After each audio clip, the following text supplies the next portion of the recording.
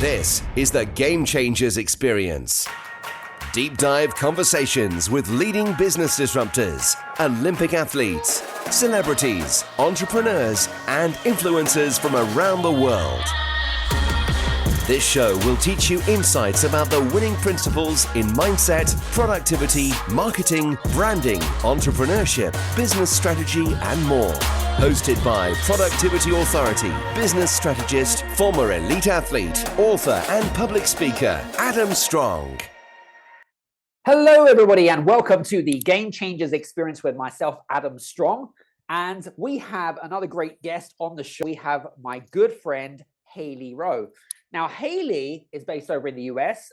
She's a marketing and sales coach, but also a LinkedIn leads expert, host of the Health Nation podcast, which is a really cool podcast. You should definitely go and check that out, especially if you are a life coach or a health coach. She has created a 4-step framework called FAST, and she shares a lot of tips and tactics on a podcast, on social media. She's got a great following on Instagram, on LinkedIn, and so forth. And some of the things that we're going to be talking a little bit about is time management. We're going to talk about time management, but also about client attraction. One thing that you don't know about Hailey is that she's also a singer. She didn't put that in her bio, but I found out because I saw her on stage. So there you go. She's a singer, right? So that must be her kind of like sidekick thing. I'm sure we'll talk about singing in a bit. You know, that's kind of cool. So anyway, so one of the things that we're going to be talking about is, number one, is how to deal with overwhelm, because I think it's one of those things where, you know, especially if you're a small business owner or a leader, and you're like, oh my God, I'm wearing too many hats. How can I deal with the misalover of overwhelm? We're going to be talking about the 4 basics of client attraction. What is the fundamentals? What are the foundations around that?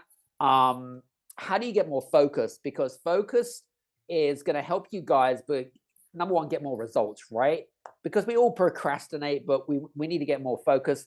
We're going to be also talking about speed versus patience. It's one of my favorite topics, but I'm going to get Hailey's perspectives on this as well. And we're also going to be talking a little bit about time management. Is it really time management, or is it how we manage our energy and stuff like that? So without further ado, Hailey, welcome to the show. Thank you. Awesome intro. I'm excited to be here. Good. Well, I'm glad you're pumped. I'm glad you're energized, like I am. Now, you've been a coach since 2010. Is that right? Yeah. So I got my first coaching certifications in 2010, and I'm an old soul, so I had to actually get my parents to sign my legal guardian paperwork. I was very young and started my first business. And so definitely have been around before coaching was super, super cool. And it was quite a journey. So now I'm curious because like your podcast, which is very targeted toward life coaches and health coaches, is that an industry that you came from before? Is that how you kind of like transitioned into what you're doing now? yeah. So what happened was I always had an interest in business. I've always had an interest in personal growth, like personal development. And when I got my certifications, I didn't know what I wanted to do with them. I got a life coaching certification. I got some wellness. I got a little bit of everything, behavioral change. So like with habits. And so then I went to college and I majored in entrepreneurship. And then I was not super ready yet, in my opinion, to own a business. I felt like I needed more experience. And so I worked in the startup world and worked in business development and marketing. And a lot of the companies I happen to work for were wellness companies or like personal development or like a coaching certification company one time I worked for. So I got my hands in a lot of different types of companies, but most of them were related to coaching and personal growth and all that kind of stuff. So that's what I loved. And then in 2017, what happened was, one of the companies that I worked for, everybody got let go because they had a bunch of delays and a bunch of challenges. And so I took that as my sign, like, all right, you know what? I want to help individuals who have their own business. And I started with health and life coaches. And help them grow their online business, because that's what I was doing when I worked at these startups, is copywriting and marketing and stuff like that. So that's what I did. And nowadays it's expanded I have a client right now who owns a women's networking group. I've as her business model. I have a client who's a therapist and wants to do speaking gigs. So it's a little bit of everybody now. But that my roots have been coaches and working with them on growing their business. Very cool. It's interesting how you started a vertical, but now you've kind of gone like horizontal. Does that make sense? Yeah, You know, definitely. I always find that when you fall into, or call it a niche, right, or niche, or whatever it is, depending on which country you're listening to, right? Niche or niche, right? You become an expert at that particular niche, and then you start to dominate, and then you can start to like move is that where you saw yourself? Is that kind of like, was it like done organically? Yeah, it was organic. I think a lot of times people are afraid to niche down because they're like, "Oh, I'm gonna leave all this money on the table and people I'm gonna pigeonhole myself." But I actually found it was the opposite because people respected like I was teaching principles for mainly service providers and coaches are a service provider. So like other people who weren't necessarily coaches still resonated and still were reaching out or like, "Hey, do you coach, realtors too?" Right, And right. so that kind of happened organically. It's interesting because I know that you know one of my one of my first main professions was in the health and fitness industry. As you might know, I worked in high sports performance coaching. So when you talk about this, there's an element of resonation, like I relate to you on a certain level. But also, I don't know about you, but there's certainly some crossover pollination with regards to like how you fundamentally, whether it be, I don't know, build your social media following, right, for health coaches, but actually you can pretty much, you know, apply those same principles to pretty much any profession, right? Yeah, absolutely. Cool. Very good. So, I want to talk about the first thing because I know that some of our listeners that are listening in right now, and we're going to be talking a little bit about client attraction and time management and things like that. But I wanted to talk about, first of all, how to deal with overwhelm, because I think it's a really common topic that comes up for a lot of small business owners, right? Especially maybe if you've had like a coaching session with somebody and you give them a series of tasks, Mhm. and then you check, or you have like a check-in or whatever it is, like there's an accountability thing and they haven't done it, and then you really kind of, what you realize is actually they're completely overwhelmed with, on top of the things that they do day to day. How do you advise some of your clients that say to you, "Hey, Hailey, so listen, I'm completely overwhelmed." Like, what do you do with those people? Yeah. Well, I think it's important to understand where the overwhelm is coming from. So it's kind of like when you just say I'm overwhelmed, you're just like, "Ah, I'm a victim." Like, "Ah, it's Right. all happening to me," right?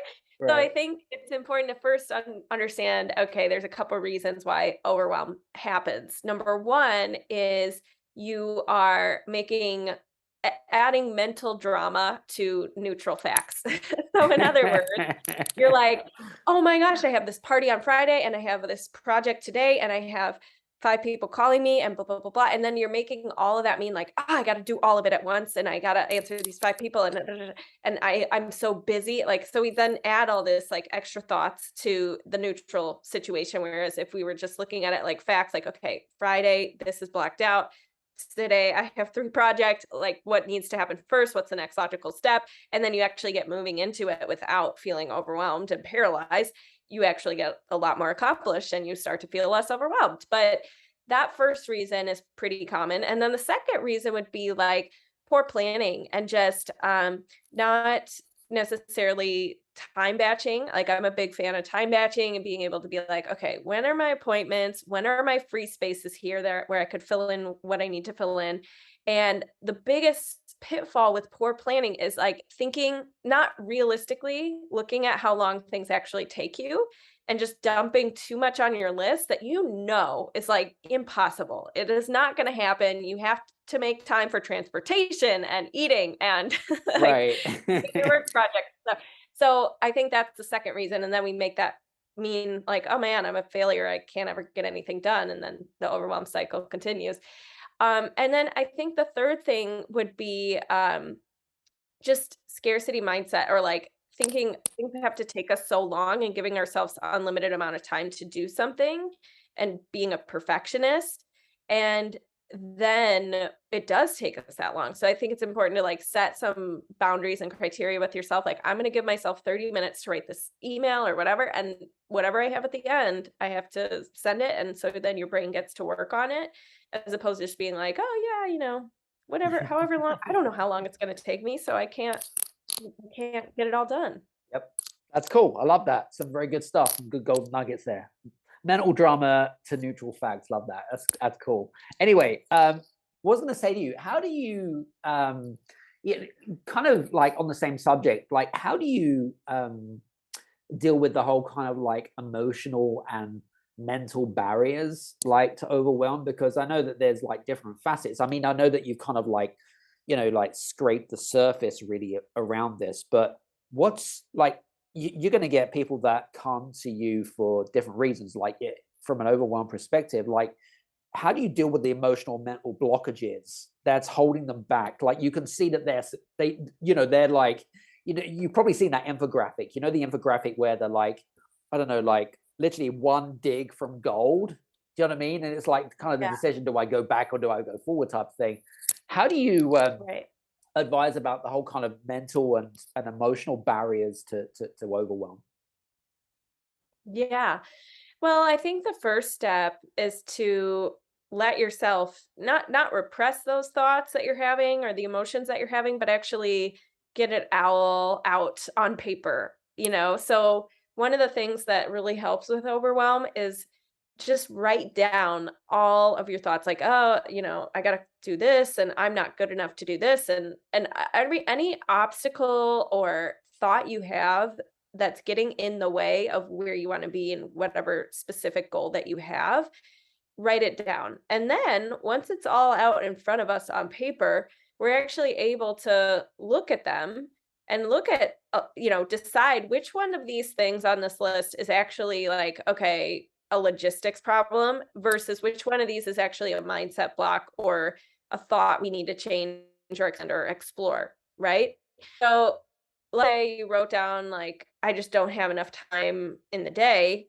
Okay, well, that is an opinion, right? So now we need to look at that and be like, okay, well, how does that make you feel? And probably makes you feel stressed. And then what do you do when you're stressed? Well, you probably don't get as much done from a clear head, and you probably do X, Y, and Z. And then that leads to the result of you don't have enough time. And then you keep proving that, right?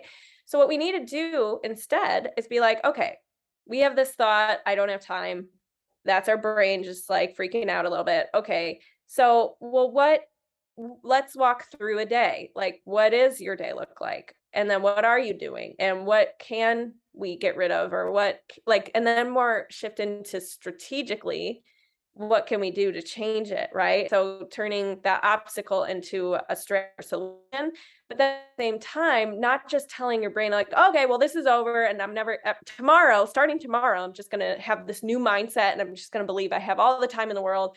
That doesn't work either. I'm not saying do that, but I am saying, well, we could also explore, okay, you feel like you don't have enough time.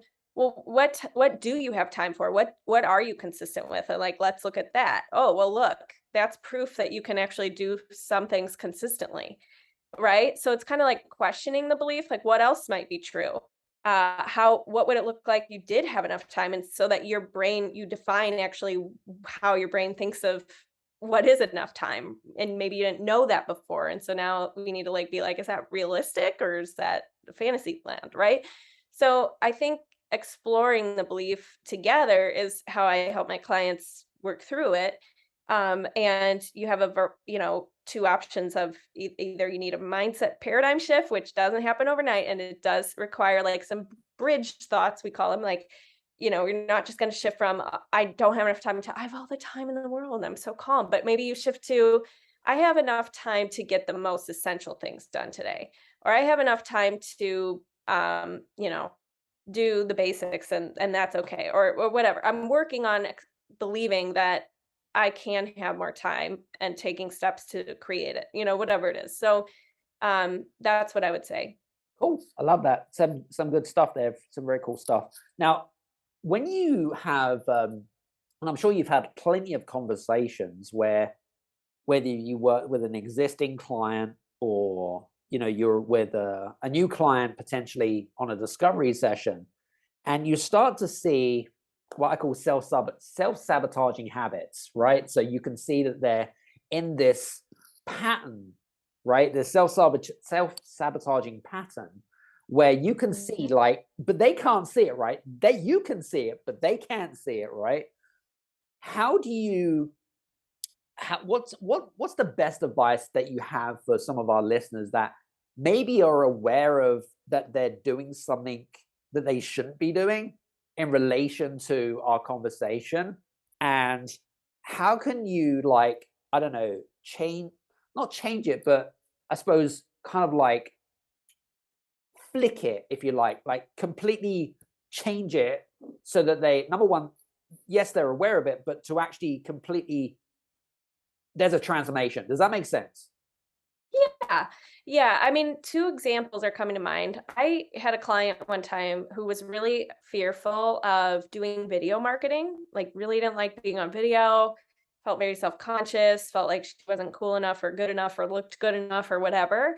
And what we had to do was, first of all, we kind of I mean, to a couple things. One, we talked about how she's the business owner and she wears a lot of hats. And part of and anybody listening to this, as a leader in your company or as a leader in your field or whatever, you have responsibilities that it doesn't really matter if you like it or don't like it, but you kind of have to do it because it's part of the hats you wear, unless you have a team member who does it for you, in which case you can outsource it, all that. So we were like, well, this is part of the job. And second of all, you're not talking about yourself, you're talking about your entity, your business, your thing that's separate from you. So it's really not about you. So we separated that. And we had to talk about okay, what would somebody who was good on video, what would they be like? What would they be, thinking in their head, etc. And she came up with her own separate identity, Sasha Fierce for Beyonce, right? Yeah. Beyonce has her stage presence person, Sasha Fierce, and that's not really her, it's her stage presence. So we came up with the same thing. She had her own video alter ego, right? And at the end of it, we set rules okay, you're going to do this video, it's going to minutes, you got to post it. And if you hate it, you can delete it. And after, you can go hide in your room. We came up with a deal for herself of how are we going to get you to shift this pattern? Because then the secret to shifting what you believe in stuff is to actually go do the thing and then realize you didn't die and it wasn't as bad as you thought and you are capable of doing it, and then just keep doing it, right? So that's kind of a process we went through. And then another client of mine always referred to herself, she didn't realize she was doing this either, but she was referring to herself, I'm just new and I'm small, I don't have a big audience. I'm just, not capable. She was trying to get on some podcasts and I was introducing her to big opportunities because I was like, you're ready, this stuff. And she's like, oh no, I'm too small to do that. And I'm like, you gotta, from this day forward, and she's had her business for a couple of years now. Right. I'm like, you're not new anymore. You and to become not new, you gotta be doing these bigger opportunities so that you start to be like, oh, actually, okay, I'm not as new as I thought, and I can talk about this stuff, and I am an expert in this, right? So we did, challenge her to do some bigger opportunities. And also I just said, from this day forward, we need to come up with a new statement. We're not saying I'm new. We're saying I've had my business a couple of years, or I'm a small business owner. If you really want to say you're small, just say I'm a small business owner, and all that kind of stuff. So, and we looked at the evidence that she wasn't new. Okay, you've worked with this many clients and you've done these trainings and blah, blah, blah, blah. So yeah, I think you need to have a pattern interrupt. I think you need to make a criteria or a deal with yourself. And I think you need to sometimes just hear from somebody else what they see in you, as opposed to sometimes we just are so hard on ourselves. Yeah, no, I agree. It's interesting when you was that cracked me up, because the number of conversations that I come across people and they're like, yeah, I'm new. I'm like, no, you've been doing your business for 2-3 years. You can't keep saying that you're a startup or you're new, right? It's like, No, that ship has sailed, right? You need to stop that right now. But that just cracked me up. Anyway, cool. All right. Well, listen, let's get into. I want to talk a little bit about client attraction because there's lots of things happening in the world right now. Depending on when you're listening to this, of course, right? But there's lots of things happening in the world right now. External forces, the news, whatever it is, right? That whatever your mindset right now that you're thinking, okay, whether it be, oh, you know what, the Ukraine Russia thing or the recession or whatever it is, right? Whatever you believe right now, okay. One of the things that I found, especially over the last, I don't know, probably over the last month or so, is that there's this kind of like shift back to fear. Like during the pandemic, there was like this uncertainty and fear and stuff like that. And like there's this kind of shift in pattern towards that again. Let's explore and talk a little bit about client attraction, because I feel like a lot of people now are really drilling down and they're really focused on getting quality leads, if you like, quality conversations, quality connection with people, and whatever it is. But there has been a real shift. Do you see that? Do you see the same shift as I see? I see certain shifts, meaning I think certain things are getting old. And I think that certain, if you let beliefs like, oh, nobody wants to hear from me right now because there's a recession or whatever it is, then it totally impacts too how you show up and how you're doing your consults or your calls with potential clients and all So that true. stuff. So I think it's more a balance of it's a combination of how you're showing up because of you're projecting or thinking that these people have certain fears or making assumptions about that, or if they do, you're letting that derail like how you show up, right?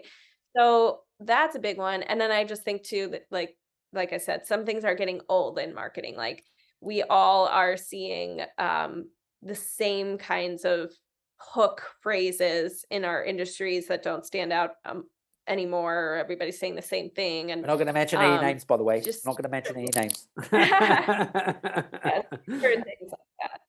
Yeah. That's cool. I love that. So let's talk about client attraction. So if you Yeah. have a client that comes to you and are like, hey, so I want to I really want to, grow my business, whatever it is, consultancy practice, whatever it is, right? That means obviously they need to attract more clients. What are some of the things that I know that you've got your framework that we haven't mentioned, right? Your FAST, right? Is Mhm. that correct? Have I said that right? Yeah, you're Yeah. right. Let's go into Yep. that because I'd love to talk more about the framework Yeah, and how that kind of like works into our conversation. totally. So there's two frameworks actually I could go into, but the first with the FAST framework, that's like if you're unclear about what's important to set up and what you need to have in place to be getting clients consistently, these are the things to focus your attention on. So it stands for followers, action, sales, time management, and transformation. And with followers, we're talking about how do you start to build an audience that is within your target audience? And what's your process for taking them from brand new, don't know you, to they are booking a call with you to learn about your services or they're signing up as a client and that kind of thing. So for every client, that's going to look different, which marketing option they pick and what the whole puzzle looks like. Like they might start with one thing and then keep expanding. And a lot of my clients do local marketing. A lot of my clients just want to do online marketing. So it just depends. But that's a key part. And then the second part is action. So how do you create content and a demand that's compelling enough that people want to reach out to you? So that comes down to how you're writing your copy, how you are showing up, and making sure that when you're uh, giving calls to action and things like that, that it's clear and all of that. Sales is obviously the conversion process. So making sure that what you're selling you feel really good about and it's clear and you have a good price and it's all set up. But second, that you feel comfortable coaching through common objections in your marketing before that sales process and during, and you know what to expect. And then also just building out what are you selling, like what's the biggest offer you have, the smallest offer you have, like what's that whole process, the customer journey. And then time management is what should you focus on? Focusing on the client generating activities, which we can talk about in a little bit, but that's going to be key. And then lastly, transformation is two things. One, personal transformation required to be where you want to be. So going back to some of those earlier examples, thinking they're new or thinking it can't go on video or whatever. And then the other part of transformation is the transformation you provide for your clients and making sure you know your differentiator and making sure you have your own unique thing that you're saying, and also removing like friction that people have to your offer and all that kind of stuff. So anywho, when it comes to client attraction, a lot of people overcomplicate it. They're like, I got to be posting on YouTube. I got to be like on Pinterest, and I got to do all these things all at once. And I think it all comes back to what I call the 4 basics. And I have a training on this at HaileyRowe.com/4 basics. But anyways, you got to start with this. First of all, your job as a service provider, if you work with clients, is to meet people, as many as you can, who are within your niche, or in general, just start meeting people. Second is you have to learn about what are they like, have a curiosity. So rather than just, assuming they want your offer and barging right in and being like, hey, I got this thing, you want it? That doesn't work, right? So you have to take an interest and ask a question and be curious and hear feedback from your target audience. Mhm. Then you want to give value up front. So that could look like your email lead magnet. That could look like a free masterclass. It could look like a million different things. There's no right or wrong. It could look like a free demo session, whatever it is. But that is a key part. And then the next part is to see if they want to work with you ongoing and the sales process. So that process can be refined and can start off taking a really long time if there's some tweaks that need to be made, but at the same time, it can also move pretty quickly if you have a system down for it. But the point, and what I want to leave your audience with, is like, just start with the question of, how am I regularly getting in front of my ideal client?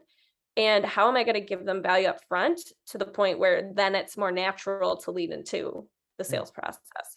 So what you're saying is basically you also take like an inventory or like an evaluation about like what is actually working right now. Is that what you're saying? Mm-hmm. Yeah, exactly. But a lot of times people don't even have anything that's working very well yet. That's So they have true. to start like, I'm going to go to, they have to set a protocol for themselves first. So it's going to be like, let's say you just love in-person events. You're like, I'm going to go to 3 networking events a month right now. I'm going to research what those are. I'm going to go, I'm going to have my little elevator pitch. I'm going to offer and see if, they know anybody, and if and how I can bring them value and learn what they have to say. And I'm going to do that for like 2 months. And then I'm going to evaluate, like, are these events doing anything? Like, am I expanding my network? Am I adding value to the group too, and referring them and like building my business relationships? And then you can like decide if you want to add something new now, or if you want to keep doing that or whatever. But I think a lot of times, if I were to ask, like, what's your client attraction protocol? Like, what's your current marketing protocol? Like, what are you doing on a regular basis? A lot of people don't even have an answer to that. It's like, oh, sometimes I'm doing this, sometimes I'm doing that. Spaghetti. But yeah. So we got to get clear on that first. And then we could say, okay, well, how is that working? What are the numbers like, etc. Got it. Love it. Some very cool stuff there. And what's really interesting? I love the fact that we kind of like, in a way, we're also going back to basic foundations, like back to basics. And do you know what really annoys me about the fact that people like to make things so complicated, but in reality, it's as complicated as you make it to be. Do you know what I'm saying? It's like, anyway, I digress. You mentioned something actually just in that, just then, which was around client generating activities, right? What do you mean by client generating activities? You mean things that we should and shouldn't be doing? Is that right? Yeah. So let's give an example of something that's probably not a client generating activity. Okay. Obsessing over your Instagram graphic and how good it looks and your logo, and like that kind of thing, not a client Got generating it. activity. Or Got it. like we also have ego boosting activities, like things we do to just like feel relevant and cool, but it's not really driving this. What a client generating activity would be is something that falls within the four basics we just talked about. Giving the, giving value up front, promoting your lead magnet, getting in front of an audience to talk with, to do a talk for, blah, blah, blah, like stuff like that. So really important to take a look at like your day and how much is it on the tedious busy work, we call it, Yep. versus how much are you actually talking to new people, making offers, making proposals, like offering free value up front, that kind of thing. Do you know, you know what? It cracked me up with what you were saying. Not because it wasn't good stuff, because it was good stuff, but there was, and I'm sure that you've ever come across conversations with clients or with people that you've had conversations with, and they're like, so you ask them like, what do you typically do during the day? And they're like, oh, I work on my website and I scroll a bit on Facebook, and I'm like, don't. Like, that's where you're going. Do you know what I'm saying? It's just, yeah, shouldn't do that, right? You just shouldn't do that. Yeah. Anyway, what's going to say to you? Speed versus patience. I know that this is definitely a topic that I love talking about. Now, I know that you've spoken a little bit about patience in the past on podcasts and stuff like that, but I'd love to know what your take is on speed versus patience. Like, when is like the element of execution versus the element of, do you know what? Let's not beat ourselves up because we're not getting, results tomorrow or today, right? We got to like wait for it to kind of mature, if you like. What's your take on that?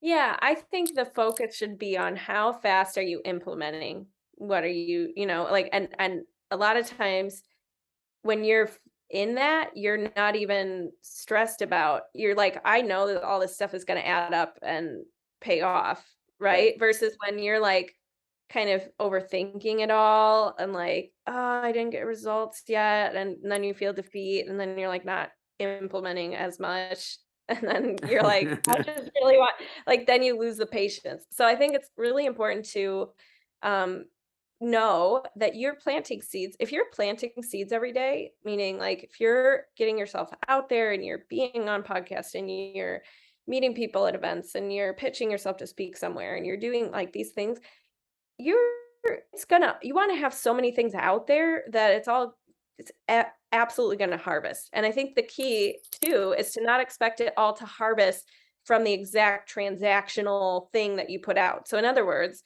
if I pitch myself to a couple of speaking gigs, I, I'm not like waiting around and sitting around and waiting to post, like pitch myself to other ones just because I got those out there and like putting a lot of weight on it and that kind of thing. So I think it's important to like diversify, keep planting seeds, trust it's all going to pay off, and to not just need it to come back in the form of, well, that is the speaking gig I pitched myself to, so it needs to come back from that opportunity. I think it all becomes this kind of like symphony that is playing together. And the sooner you can let go of like, oh, I wasted my time on that one call, as opposed and knowing that if you get one sale, it makes up for all the other, like you were getting paid for those calls. You know Right. what I'm saying? Like, I Right. think you need to think of it differently because otherwise you are going to get that like, ah, I'm losing patience because I spent this much time with this person and this person didn't pay me back. But the truth is, you're doing the client generating activities, it's going to come back in a different way. Good point. Love that. Some very cool stuff. Very, very cool stuff. There was something that I was going to ask you, and it's on the tip of my tongue, and I've just forgot it. Damn it! I should have wrote it down. Um, I was going to ask you actually around. I want to go back to the whole kind of like time management system, right? So Mm. I know that a lot of people are so. What's the word? I suppose you could call it addicted, but they're very much in the frame, especially if you're a leader, listen to this, like that, they're thinking ROI, return on investment, Yeah. right? ROI, right? And have you ever experienced a time where, I was going to say to you, you're trying to get the most out of what you're trying to do in the day, right? But is there Yeah. a particular way that you measure leads that come into Yeah. into your business, right? Is there a way that you measure? And if so, how do you measure the leads that come into the business versus the conversations of the sales? Is there a system that you put together? Is there a framework? Yeah, really good question. So, a couple thoughts on ROI. I believe we create our ROI. So I don't think it's up to like, oh, I invested in this Google ads and now I'm waiting to get my ROI. No, I think it's more of like an active process. Like you do have to track the leads coming in, and then are you following up with those leads, and are they going on your email list, and how long is your sales cycle and all that stuff. Got it. So it's an active process, number one, and it's not something you invest in and then you're like, "Hey, I'm probably going to get an ROI." Like, no, you're always refining it. It's a long-term process, etc. Second, I think it's important to pay attention to regularly, and you can track this in different ways, but like what is working and where are the people who are signing up coming from. So I always in my forms, like when I talk with somebody who books a free consult or whatever, one of the questions always on there that's always tracked in a spreadsheet is, how did you find me? How did you learn about me? Right? And focusing more on those places, if that's working. And then I think the third thing is, like with ROI, is to start to pay attention. You have to define what are your key metrics to track ROI. So sometimes it's not just like, okay, lead comes in, how much money is in my pocket? Sometimes it's like, no, the pre-step to getting a client is the number of calls you have each week with potential clients, or the number of views on your sales page, for example, if you don't have calls. Like there's stuff like that where you have to define what is the pre-step to the sale that we need to be optimizing for and tracking and paying attention to. And at the end of the day, if you're struggling to figure that out, you need to figure out, I love Brooke Castillo's equation here. It's like your results or your ROI is equal to the number of offers you make minus the no's you get. So you got to figure out, how are you making, what's your offer method? Like, do you do a webinar and that's the main thing, or is it your calls? And then why do you get the no's? Figure that out, because that's going to help you decrease them and have a better ROI. And then that equals your results. So just determining what are your key metrics, how are we going to track those? And then if I'm going to do something, like, I'll give you an example. I did a webinar in February. It was my first one that I did with ads. And I knew going into ads, because I heard horror stories, that it takes time. Okay. So my goal was to break even, and that was ambitious. I wanted to exceed that, obviously, but I knew, like, okay, probably for this first one, and break even. And I set the goal at no matter what, to make myself feel better, because I think this is important. No matter what happens with this webinar, I'm going to keep redoing it and retargeting these people and, growing it until it does produce this many clients. So I just decided what ROI I wanted it to produce. I wanted it to produce X amount of people as clients. And if it doesn't do it the first time, I'm just going to keep refining it and do it again until it does. So a lot of people, though, get impatient and then they skip to another strategy. And then they did lose the ROI because they never took the time to follow through with it all the way until it worked. Love it.